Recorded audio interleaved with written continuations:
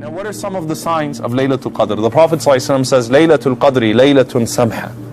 Laylatul Qadr is a soft night, it's a gentle night. La harra wa la barida. It's not hot, it's not cold, it's a very cool night, it's a very comforting night. Tusbihu shamsu sabihataha da'ifatan hamra.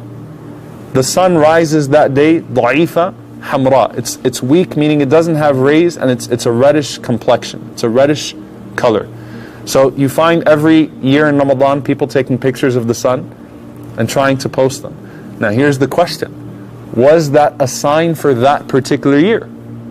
Like the year where the Prophet ﷺ had mud on his face. It rained a lot that night, or was that, or is that a general sign? Al-Qadi Iyad, he says there's two possibilities. One of them is that that's a distinctive sign that Allah Azza wa Jal has given for Laylatul Qadr. And every year you kind of look through those pictures and some of them seem a little bit more clear and you don't see the rays on them.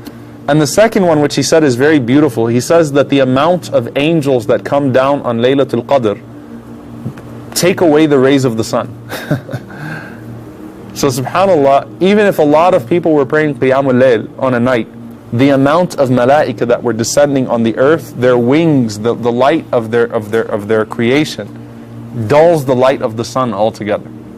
So Allahu Alam, this seems to be a sign of Laylatul Qadr every year.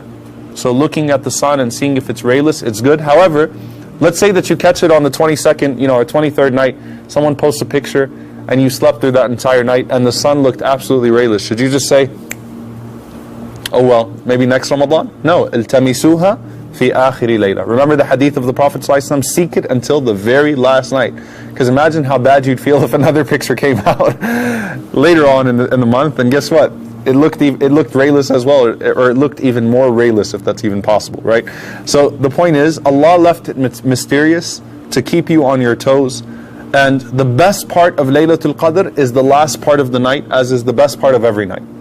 So the best part of Laylatul Qadr is the last third of the night, as well as the Prophet ﷺ says, في الليل ساعة, that there is an hour of the night that لا يوافقها عبد مسلم يسأل الله من خير الدنيا والآخرة إلا أعطاه الله ما سأل.